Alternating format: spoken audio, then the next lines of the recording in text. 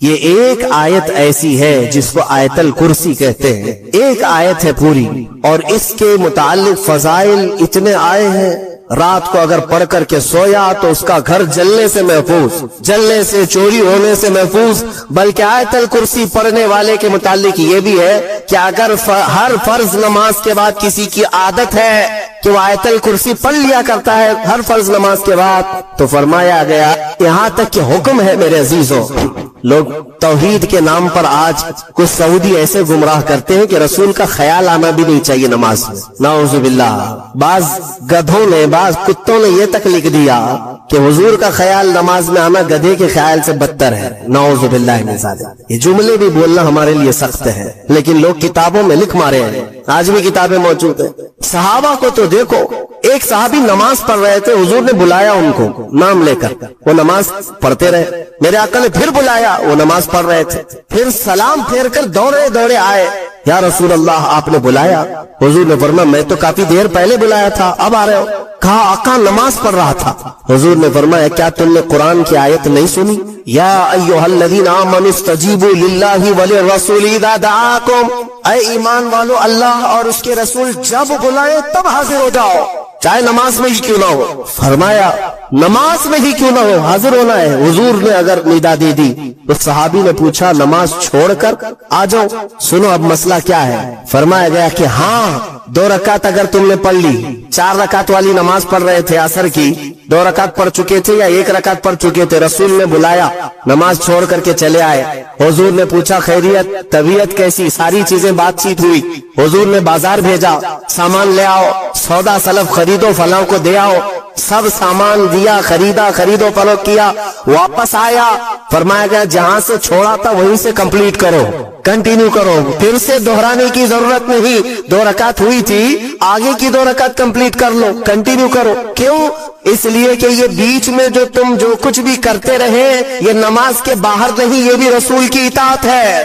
بمصطفیٰ رساں خیش کے دی ہماؤس، اسی لیے اقبال نے کہا اپنے آپ کو نبی کے قدموں تک پہنچا دے، یہی دین ہے، یہی دین ہے۔ اب میں آپ کو بتاتا ہوں، صحابہ قبلہ بدل جانے کے بعد پوچھا کسی صحابی نے کہ یا رسول اللہ ہم تو اس طرف منہ کر کے نماز پڑھتے تھے، میں اگر آپ کے سامنے، آپ 1000 میرے چاہنے والے کیوں نہ ہو، 1000 میرے عاشق کیوں نہ ہو، مصلی سے اگر میرا منہ گھوم گیا تو سارے پکڑ کے مجھے گھمائیں گے سیدھے، امام صاحب سیدھے قبلے کی طرف ہو جاؤ۔ یا اگر کسی نے نہیں گھمایا تو بعد میں تو بولے آپ کا قبلہ صحیح نہیں تھا، آپ اس طرف منہ کر کے پڑھ رہے تھے، قبلہ ایسے تھا۔ میرے عزیزو شریعت سب کے لیے ہے، لیکن رسول جو کرے وہی شریعت ہے۔ حضور پاک صلی اللہ علیہ وسلم اگر گھوم گئے پورے اپوزٹ ڈائریکشن میں، کسی صحابی نے پوچھا بھی نہیں، بلکہ خود بھی گھوم گئے حضور کی طرف، اور رسول کریم صلی اللہ تعالی علیہ وسلم کی اقتداء میں نماز کمپلیٹ کی۔ وہ ایک نماز ایسی ہے، 4 رکعت والی ایک نماز ایسی ہے، 2 رکعت بیت المقدس کی طرف منہ کر کے اور 2 رکعت خانہ کعبہ کی طرف منہ کر کے، باقی کسی کی ایسی نماز نہیں ہے۔ آج بھی وہ مسجد مدینہ طیبہ میں موجود ہے جس کو مسجد قبلتین کہتے ہیں، جہاں یہ قبلہ بدلا تھا، جہاں یہ آیت اتری تھی۔ اب جو کہنا ہے مجھے وہ یہ ہے، حضور پاک صلی اللہ تعالی علیہ وسلم کے چہرے پاک کا حال یہ ہے کہ اگر آسمان کی طرف اٹھ جائے تو قیامت تک کے لیے قبلہ بدل جائے۔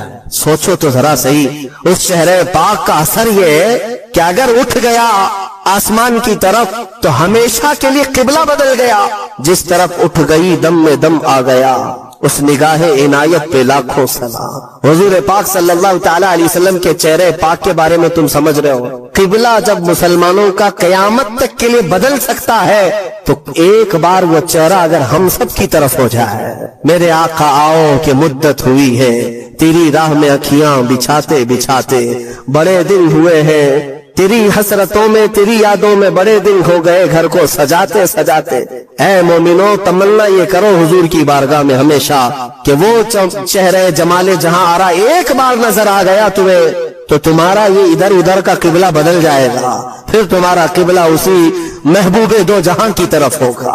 ہمارے دلوں کے قبلے کو بدلنا بھی یہ میرے حبیب پاک صلی اللہ علیہ وسلم کا ہے۔ اثر ہے۔ اب منافقین جو ہے بات بنانے لگ گئے۔ میں یہاں پر ایک اور نقطہ عرض کر دوں، صحابہ کا حال یہ تھا کہ انہوں نے کسی نے پوچھا نہیں 2 رکعت ادھر اور 2 رکعت ادھر کیوں، بلکہ صحابہ جانتے تھے کہ جو رسول کرے وہی دین ہے، وہی شریعت ہے۔ ایک صحابی سے پوچھا حضور پاک صلی اللہ تعالی علیہ وسلم ظہر کی نماز میں قرات کرتے تھے کہ نہیں کرتے تھے؟ حضور ظہر کی نماز میں قرات کرتے تھے؟ آپ سب کو معلوم ہے نا 3 نمازیں جہری ہیں، 2 نمازیں سری ہیں، فجر مغرب عشاء، اس میں زور سے قرات کرتے ہیں امام، ہے نا؟ اور ظہر اور عصر میں زور سے نہیں کرتے، خاموش۔ لیکن کرتے ہیں کہ نہیں کرتے تم کو کیا معلوم؟ خاموش کھڑے رہتے نا امام، تو آپ کو پتا ہے پیچھے صفوں میں کھڑے رہتے امام صاحب پڑھتے بھی ہیں کہ نہیں پڑھتے، کسی کو نہیں پتا۔ اب حضور پاک صلی اللہ علیہ وسلم ظہر کی نماز میں آہستہ ہی صحیح کچھ پڑھتے تھے کہ نہیں پڑھتے تھے؟ ایک صحابی سے پوچھا گیا، اس صحابی نے کہا ہاں رسول اللہ تلاوت کرتے تھے۔ کہا سنائی دیتا تھا؟ کہا نہیں۔ کیسے پتا؟ وہ صحابی کہتے ہیں میں پیچھے صف میں کھڑا رہتا اور حضور کے چہرے کی طرف دیکھتا، آپ کی داڑھی مبارک ہلتی رہتی تھی، داڑھی مبارک ہلتی رہتی تھی۔ اس کا مطلب یہ ہے کہ میرے آقا نماز میں خاموش نہیں تلاوت کیا کرتے تھے۔ اے میرے عزیزوں، ان صحابہ سے پوچھو نماز میں تمہیں کعبے کی طرف دیکھنا چاہیے یا رسول کے چہرے کی طرف؟ ان صحابہ کی ترجمانی اگر کہیں سے ملتی ہے تو بریلی کے امام کی زبان میں، وہ کہتا ہے حاجیوں آؤ شہنشاہ کا روضہ دیکھو، کعبہ تو دیکھ چکے، کعبے کا کعبہ دیکھو، کعبے کا کعبہ دیکھو۔ صحابہ جو دیکھتے تھے وہ کیا تھا؟ کعبے کا کعبہ تھا، اور وہ ان کی نمازیں نہیں ٹوٹتی تھی۔ ہاں آپ سب چاہے کتنا بھی بڑا امام ابھی آئے، آپ کو حکم نہیں ہے کہ امام کی طرف دیکھتے رہو، آپ کو حکم نہیں ہے، آپ کعبے کی طرف منہ کر کے رکھو۔ اب کے زمانے میں امام کے پیچھے ہیں آپ، لیکن امام کو دیکھتے مت رہو نماز میں کہ امام کی ٹانگ اٹھی ہے یا پیر اٹھا ہے، پیجامہ نیچے آیا ہے، کیا ہو رہا ہے اس کا نماز میں، یہ تمہیں حکم آج نہیں ہے۔ نماز میں اگر کھڑے ہو گئے تو قبلے کی طرف منہ رہے۔ صحابہ کرام کا حال یہ تھا کہ وہ اپنے رسول کو دیکھا کرتے۔ اتنا ہی نہیں میرے عزیزوں، اتنا ہی نہیں، ایک اور بات میں بتا دوں، آج مدینہ طیبہ میں اگر آپ جائیں گے، اللہ سب کو حاضری نصیب فرمائے، یہ حضور کا محراب اس طرف ہے سامنے، حضور پاک صلی اللہ تعالی علیہ وسلم کا محراب سامنے، اور جب محراب کی طرف منہ کر کے کوئی کھڑا رہے گا تو بائیں ہاتھ کی جانب حضور صلی اللہ تعالی علیہ وسلم کا حجرہ، جو روضہ ہے آج بھی حضور کا، وہی حضور کا حجرہ تھا جس میں میرے آقا صلی اللہ علیہ وسلم حضرت عائشہ صدیقہ رضی اللہ تعالیٰ عنہا کے ساتھ قیام فرماتے۔ وہ حجرہ عائشہ صدیقہ ہے جس میں میرے آقا دفن ہے۔ آج کہاں ہے وہ؟ یہ سامنے محراب اور ادھر بالکل بائیں سائیڈ میں حجرہ ہے حضور کا، دروازہ بھی اس کا وہی تھا۔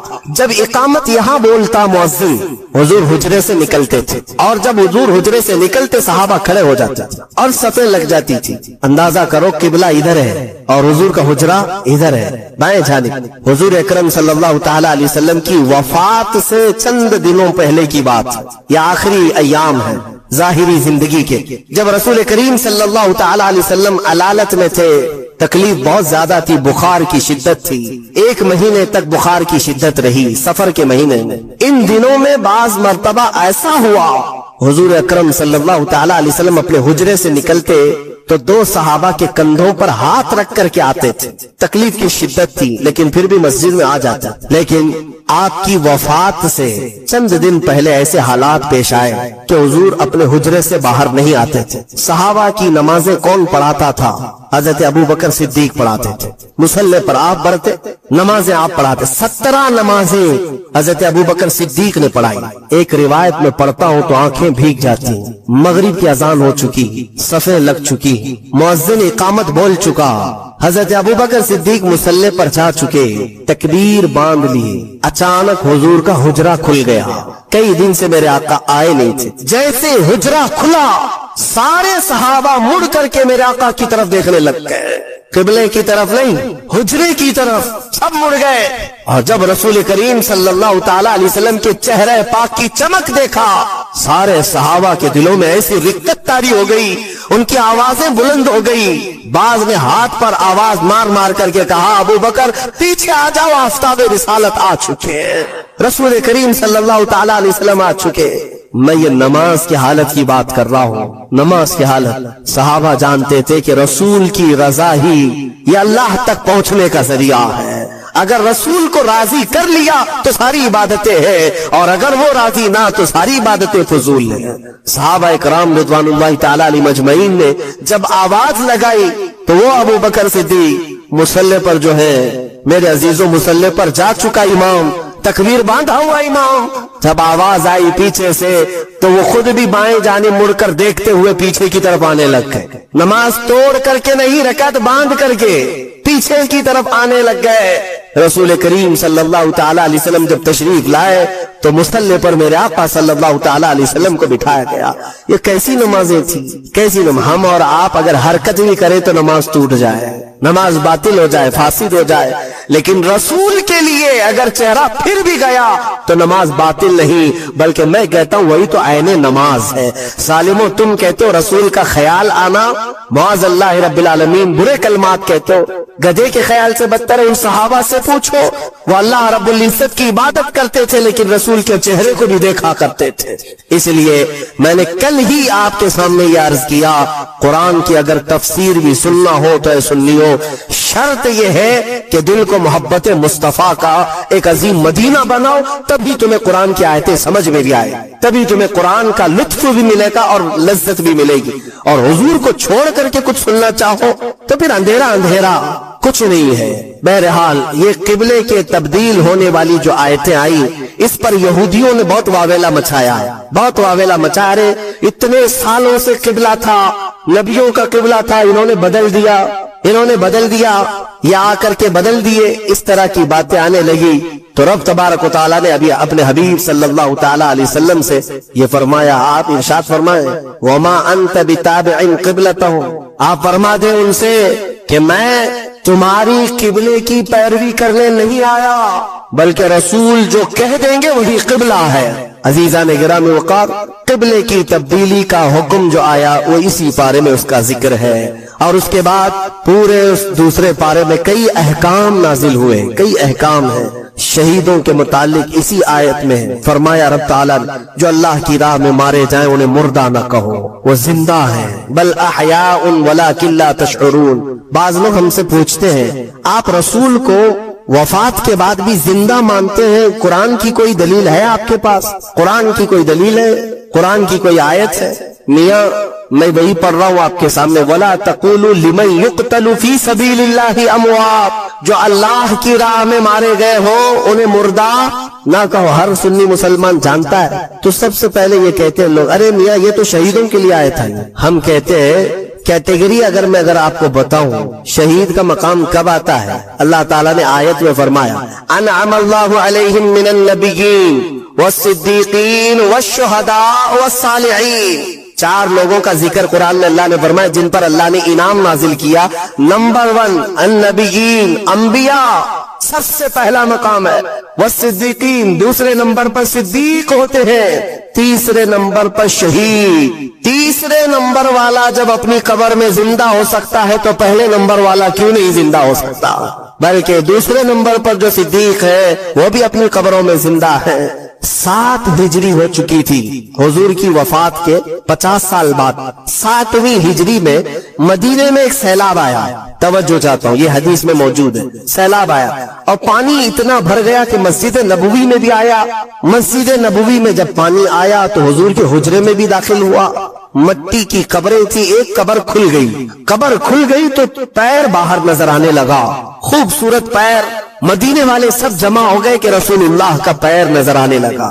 کب کی بات؟ 7ویں ہجری کی بات کر رہا ہوں، 60 ہجری حضور کی وفات کے 50 سال بعد۔ تو صحابہ بھی جمع ہوئے، اس میں پھر ایک تابعی حضرت عروہ بن زبیر رضی اللہ وہ آگے بڑھے اور انہوں نے کہا، غور سے دیکھا، قدم کو چھوا بھی اور لوگوں سے کہا، اے مدینے والوں یہ اللہ کے رسول کا قدم نہیں، یہ عمر ابن خطاب کا قدم ہے۔ میں اچھی طرح سے جانتا ہوں، واللہ ہذہ لقدم عمر، قسم خدا کی یہ پیر عمر ابن خطاب کا ہے۔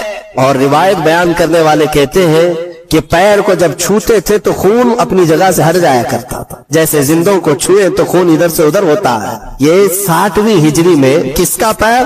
عمر ابن خطاب رضی اللہ تعالیٰ عنہ کا، جن کے پہلو میں آرام کرنے والا زندہ ہے، تو پھر اس رسول کی برکت کا حال کیا ہوگا؟ تو زندہ ہے واللہ، تو زندہ ہے واللہ، میری چشم عالم سے چھپ جانے والے، جو تم کو مردہ کہے وہ مردہ ہے واللہ، اور اے رسول پاک تم زندہ ہو واللہ، تم زندہ ہو واللہ۔ یہ ایک عقیدہ یہاں سے لے کر کے چلو۔ شہداء کی زندگی کا بھی تذکرہ آج کی تلاوت میں ہم نے حاصل کیا، اور ایک اہم چیز آج کے پارے میں ہم نے جو تلاوت کی وہ ہے حج کے احکام۔ تقریباً اس میں آ گئے الحج اشہر معلومات۔ اب رمضان کے بعد جو مہینہ شروع ہوگا وہ حج کا مہینہ ہے، شوال، ذی القعدہ، ذی الحج۔ شوال کا پورا مہینہ، ذی القعدہ کا پورا مہینہ، اور ذی الحجہ کے 10 دن قرآن کہتا ہے یہ حج کے مہینے ہیں۔ فمن فرض فیہن الحج، جس پر حج فرض ہو گیا پھر وہ کوئی گناہ نہ کرے، فلا رفث ولا فسوق ولا جدال فی الحج، زنا، خواہشات نفسانیہ، یا پھر جھگڑا، یا پھر کوئی ایسا فسق والا عمل نہ کرے، حج جس پر فرض ہو گیا۔ اب حج کس پر فرض ہوا؟ ہمارے ہاں تو یہی حال ہے کہ بیٹی کی بھی شادی ہو چکی ہو، بیٹے کی بھی ہو چکی ہو، سب کے عقیقے بھی ہو چکے ہو، ان کے تمام کام سب ہو چکے ہوں، بال سفید ہو گئے ہوں، کمر ٹیڑھی ہو گئی ہو، تب حج فرض ہو رہا ہے۔ میاں حج کیا فرض ہو رہا ہے؟ اس وقت تو قبر فرض ہونے والی ہے۔ ابھی حج جو ہے عمر کے اعتبار سے فرض نہیں ہے۔ صاحب استطاعت کسے کہتے ہیں؟ حج پر جانے اتنی رقم تمہارے پاس ہے، 1 مہینہ حج کے لیے لگتا ہے، اور جاؤ گے تو تمہارے گھر والوں کو راشن پانی مل جائے گا 1 مہینے کا، تو حج فرض ہو گیا۔ 50 لاکھ کا گھر بنا لیتے ہیں، 5 لاکھ کا حج نہیں ہو سکتا۔ سمجھ لو تمہارے پاس اس زمانے میں 5 لاکھ ایکسٹرا ہے تو میرے اندازے کے مطابق اس پر حج فرض ہو چکا۔ اور میرے آقا صلی اللہ علیہ وسلم نے فرمایا جس پر حج فرض ہوا اور وہ حج کے لیے نہیں گیا، میرے آقا فرماتے مجھے اس کی پرواہ نہیں کہ وہ یہودی ہو کے مرے یا عیسائی ہو کے مرے۔ حج کی فرضیت کو ہلکے میں لیتے لوگ۔ میں وہاں حج میں اکثر جا کر دیکھتا ہوں سب سے بوڑھے حاجی کہیں کے ہوتے ہیں تو ہندوستان کے، پاکستان کے، بنگلہ دیش، سب سے بوڑھے حاجی ایسے لٹکے ہوئے آتے ہیں بیچارے، ان کو نہ عرفات کا میدان معلوم، نہ مینا، نہ مزدلفہ۔ احکام کیا کریں گے؟ راستے پہ بیٹھ گئے، بلاتے چلیے حاجی صاحب عرفات کا میدان وہاں ہے، اس میں ٹھہرنا فرض ہے۔ کہا نہیں بابا تھک گئے، اللہ معاف کرے گا، اللہ تو یہاں ہندوستان میں بھی معاف کرتا۔ گئے تو پیسے دے کر کے، احکام تو پورے کرنے ہی ہے۔ اگر وہ احکام کیے بغیر تم یہ کہتے بیٹھ جاؤ تو میرے عزیزو یہ مذاق ہے۔ اسی لیے جوانی میں اگر مال آ گیا، استطاعت آ گئی تو جوانی میں حج فرض ہے۔ انڈونیشیا والوں کے بارے میں ہم نے سنا ہے حج نہیں کرتے تو ان کو لڑکی بھی نہیں دیتے ہیں، شادی کرنے سے پہلے وہاں جوان لوگ حج کر چکے ہوتے ہیں۔ حج نہیں تو عمرہ، غریب آدمی عمرہ کرے گا تو اس کو بیوی ملے گی۔ لہذا آپ میں سے جو اس طرح کے خیالات پالتے ہو کہ ابھی بہت کام باقی ہے، بعد میں دیکھ لیں گے حج، تو ان کے لیے یہ وعید ہے۔ کچھ بوڑھے جا چکے حج کے لیے، لیکن بہت سے تو ایسے ہیں موت آ گئی، وہ پلاننگ کرتے رہ گئے اور موت آ گئی، پھر ان کے لیے وہی وعید ہے جو حدیث پاک میں آئی ہے۔ پتہ نہیں ان کا خاتمہ کس انجام کے ساتھ ہوا۔ حضور فرماتے مجھے اس کی پرواہ نہیں کہ یہودی ہو کے مرے یا عیسائی ہو کے مرے، اللہ نے اگر طاقت دی ہے، استطاعت دی ہے اور مال دیا ہے تو حج کر لیا کرے۔ یہ حج کے احکام بھی اس بارے میں آج ہم نے تلاوت کی ہے، اور خصوصیت کے ساتھ آخری بات میں عرض کروں، تیسرے پارے کی شروعات تھی، ہم نے جو آیتیں تلاوت کی وہ آیت الکرسی ہے، اللہ لا الہ الا هو الحی القیوم۔ یہ ایک آیت ایسی ہے جس کو آیت الکرسی کہتے ہیں، ایک آیت ہے پوری، اور اس کے متعلق فضائل اتنے آئے ہیں کہ اللہ تعالیٰ نے اپنے رسول کو خاص تحفے کے طور پر آیت الکرسی عطا فرمائے۔ جو آیت الکرسی پڑھ لیتا ہے وہ ساری بلاؤں سے محفوظ ہے۔ رات کو اگر پڑھ کر کے سویا تو اس کا گھر جلنے سے محفوظ، جلنے سے، چوری ہونے سے محفوظ۔ بلکہ آیت الکرسی پڑھنے والے کے متعلق یہ بھی ہے کہ اگر ہر فرض نماز کے بعد کسی کی عادت ہے کہ وہ آیت الکرسی پڑھ لیا کرتا ہے ہر فرض نماز کے بعد، تو فرمایا گیا کہ جب اس کی روح نکلنے کا وقت آئے گا، اس کی روح نکلنے کا وقت آئے گا تو ایسا ہوگا کہ اس کی روح ادھر نکالی جا رہی ہوگی، ایک قدم دنیا میں ہوگا، دوسرا قدم جنت میں ہوگا۔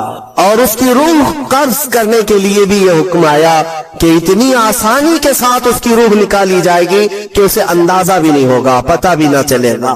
آیت الکرسی پڑھنے کی عادت ڈالو، حفاظت کے لیے بھی اور جو اللہ رب العزت سے بے پناہ محبت کرنا چاہتا ہے، اپنے رب سے بے پناہ محبت کر کے قریب ہونا چاہتا ہے، اسے آیت الکرسی کا ورد ضروری ہے۔ وہ جس قدر آیت الکرسی پڑھے گا مولا تعالیٰ اتنا قریب اس بندے کو کرتا جائے گا۔ اور ایک بات یاد رکھ لیں، الحمدللہ بچپن سے ہمیں بھی یہ عادت ہے، آیت الکرسی پڑھنے والے کی ایک اور فضیلت ہے کہ اسے پھر دوسری کرسی کی لالچ بھی نہیں آئی۔ ہاں، کرسی والوں کو میں یہ کہتا ہوں آیت الکرسی پڑھا کرو تاکہ یہ نحوست دل سے نکل جائے، یہ کرسی وہ کرسی وہ کرسی یہ کرسی، کب تک کرسیوں کے پیچھے چلو گے؟ جس کے پاس آیت الکرسی ہو، جیسے دیکھو اجمیر کے خواجہ کی کرسی آج تک کوئی نہیں ہلاتا، کوئی نہیں ہلاتا، اور اس کرسی کے لیے کبھی الیکشن بھی نہیں ہوتا۔ ہماری بات ہمارے اور 100 نسلیں بھی آئیں گی، ہندوستان کا بادشاہ وہ نسلیں غریب نواز کو ہی سمجھا کریں گے، کیوں؟ وہ آیت الکرسی والے بادشاہ ہے۔ لہذا اے سنی مسلمانوں، آیت الکرسی کا ورد رکھو۔ یہ کرسیوں کی لالچیں بھی بہت خطرناک ہوتی ہیں، بسا اوقات انسان کو کافر بنا دیتی ہیں، بسا اوقات انسان کو گمراہ کر دیتی ہیں۔ ہم نے دیکھا ہے اولیاء اکرام کی تعلیم میں، اولیاء اکرام جب کسی کی تربیت کرتے ہیں نا تصوف میں، تو تربیت میں سب سے پہلے وہ 2 چیزوں کو مارتے ہیں۔ پہلی چیز یہ ہے کہ کھانے میں لالچی نہ ہو، بہت زیادہ کھانا بند کر دو۔ اگر کسی ولی کے دربار میں تربیت لینا ہے تو پہلی تربیت وہ یہ کرتے ہیں کھانے پر کنٹرول، اور دوسری تربیت کسی بھی مقام، مرتبے، منصب اور کرسی کی لالچ ہرگز نہیں۔ کوئی عمل اس لیے نہیں کرے گا کہ مجھے یہ مقام ملے، دنیاوی منصب ملے۔ اسی لیے میرے آقا صلی اللہ تعالی علیہ وسلم نے بھی ارشاد فرمایا کہ دنیا طلب کرنے والا اگر علم دین بھی حاصل کرے گا تو ایسا ہی ہے جیسے خنزیر کے گلے میں موتیوں کا ہار ڈالا جائے۔ حب جاہ، حب مال، حب مقام، حب منصب، یہ بری خصلتیں ہیں۔ اللہ ان تمام چیزوں سے ہمیں محفوظ رکھے۔ من رکع فرفع، حضور نے فرمایا جو جھک گیا اللہ اسے بلند کرتا ہے، اور جو اکڑ گیا اللہ اسے ہمیشہ ذلیل کرتا۔ تو یہ کرسیاں ہی ہیں جو اکڑ پیدا کرتی ہیں۔ آیت الکرسی کا ورد ہمیشہ رکھو، بہت ساری چیزوں سے تمہیں محفوظ کر دے گی۔ آخری بات، اس میں تیسرے پارے کی ایک بہت ہی اہم چیز بیان ہوئی ہے، وہ کیا ہے؟ ابراہیم علیہ الصلوۃ والتسلیم نے ایک بار اللہ رب العزت کی بارگاہ میں سوال کیا، اے مولا مجھے دکھا تم مردوں کو زندہ کیسے کرتا ہے؟ اللہ نے پوچھا کہ اے ابراہیم کیا تجھے یقین نہیں ہے؟ کہا کیوں نہیں، یقین ہے مولا، لیکن آنکھوں سے دیکھنا چاہتا ہوں، لیطمئن قلبی، تاکہ میرے دل کو اطمینان ہو جائے۔ سنو، اللہ مردوں کو زندہ کرتا ہے یا نہیں کرتا؟ رب تبارک و تعالیٰ قادر مطلق ہے، سب بکھر جانے کے بعد بھی وہ دوبارہ زندہ کرے گا۔ ہاں، کئی واقعات ہیں۔ حضرت عزیر علیہ السلام کا واقعہ بھی آج ہم نے تلاوت کیا۔ ایک نبی تھے اللہ کے، 33 سال کی عمر تھی، وہ اپنے خچر پر جا رہے تھے، ایک بستی کو دیکھا اجڑی ہوئی تھی، اجڑی ہوئی۔ انہوں نے یہ پوچھا اللہ کی بارگاہ میں کہ مولا یہ سب پوری بستی اجڑ گئی، یہاں نہ سبزے اگتے ہیں، نہ درخت، نہ پودے، کچھ نہیں، کیا پھر اس بستی کو تو دوبارہ زندہ کرے گا؟ تو حضرت عزیر علیہ السلام کو اسی وقت نیند لگ گئی، سو گئے۔ وہ سوئے تو 100 سال کے لیے سو گئے، 100 سال کے لیے وہی سو گئے، اور جس خچر پر آئے تھے، جو کھانا لے کر کے آئے تھے، اس کو بھی نیند لگ گئی۔ نیند کیا ہے؟ موت کی بہن ہے، اللہ نے سلا دیا۔ 100 سال کے بعد اٹھایا اللہ نے، پوچھا عزیر سے کتنے دن یہاں ٹھہرے رہے؟ کام میں تو صبح آیا تھا، دوپہر ہو رہی ہے۔ اللہ نے فرمایا ذرا اپنے خچر کو دیکھو، تمہارے کھانے کو دیکھو، تم 100 سال یہاں ٹھہرے ہو۔ حضرت عزیر جب اٹھے اور گئے تو ان کی عمر تو 33 تھی، ان کی عمر تو 33 سال ہی تھی۔ مولا 100 سال سلایا، اس کے بعد بھی جوان ہی اٹھایا۔ جب اپنی آبادی میں آئے تو ان کے زمانے کے بچے بھی بوڑھے ہو چکے تھے، خود ان کی اولاد جو ان کے بیٹے تھے وہ ان سے بھی بڑے ہو چکے تھے۔ 118 سال، 115 سال، 110 سال کے ان کی عمریں ہیں، اور حضرت عزیر کی عمر تو 33 سال ہے۔ حضرت عزیر آئے اور کہا میں عزیر ہوں، اللہ کا نبی۔ لوگوں نے انکار کر دیا کہ وہ 100 سال پہلے جا چکے، تم کہاں سے آئے ابھی؟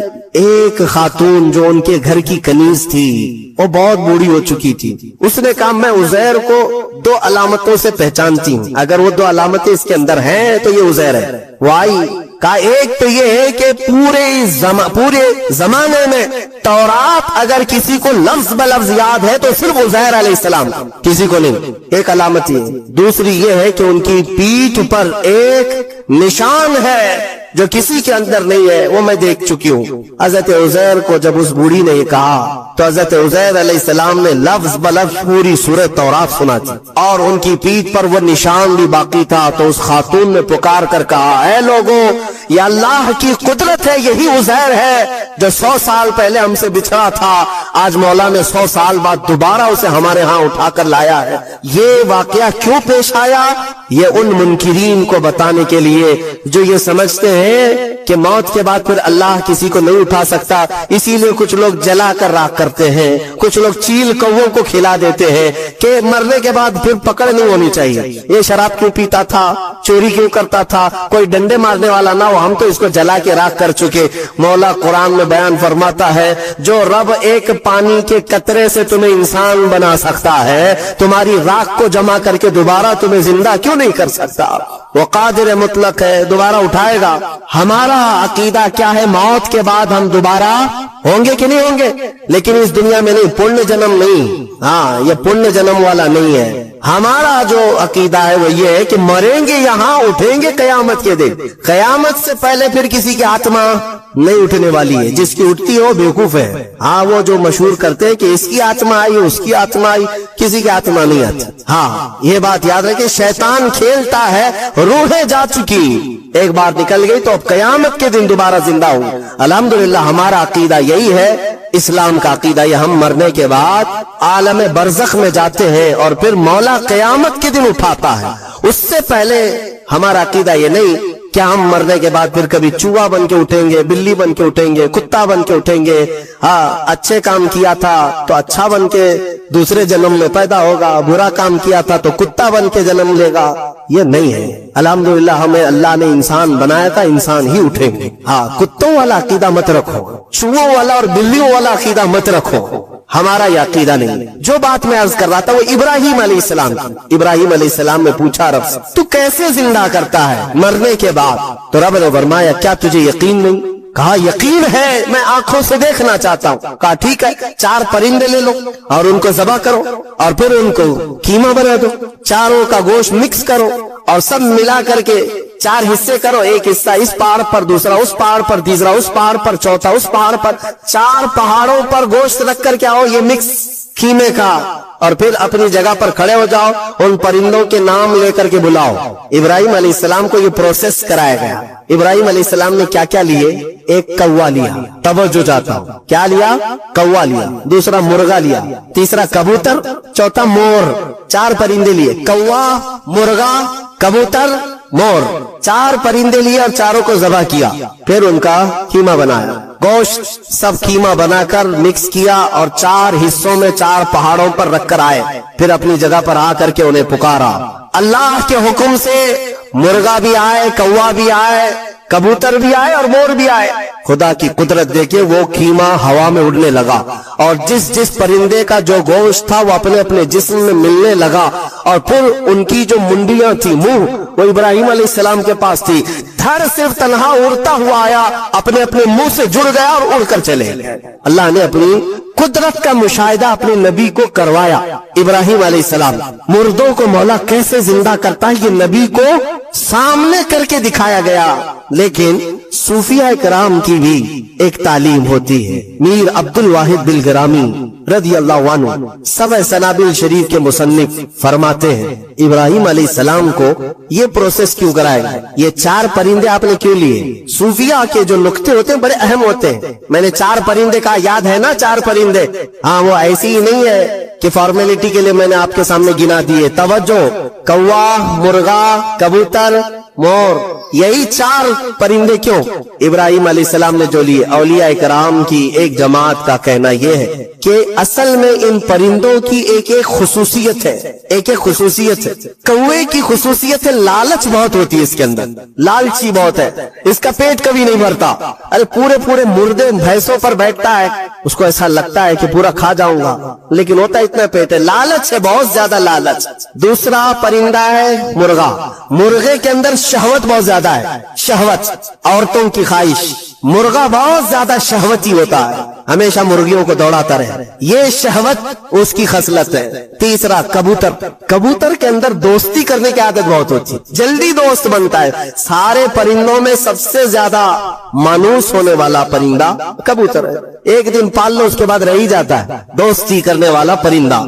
चौथा मोर है। मोर की खुसूसियत ये है कि वो अपने हुस्न को दिखाने का शौक बहुत रखता है। चार लोग भी खड़े हो गए तो पूरे पर खोल देगा और नाचता है तो खूबसूरत, लेकिन दिखाने की ख्वाहिश ज्यादा है, रियाकारी, अपने हुस्न का मुजाहरा करवाना, ये मोर की आदत है। हजरत मीर अब्दुल वाहिद फरमाते हैं, ऐ मुसलमानों, अल्लाह ने जो हुक्म किया अपने नबी इब्राहिम को, ये चार परिंदे नहीं, कौवा, मुर्गा, कबूतर, मोर, ये ज़बा नहीं किए, बल्कि इब्राहिम अलैहिस्सलाम ने जो ज़बा किया वो क्या है? लालच को ज़बा किया, शहवत को ज़बा किया, दोस्ती करने वाली आदत को ज़बा किया, हुस्न को दिखाने वाली खसलत को ज़बा किया।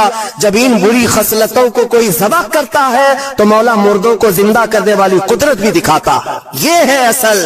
अगर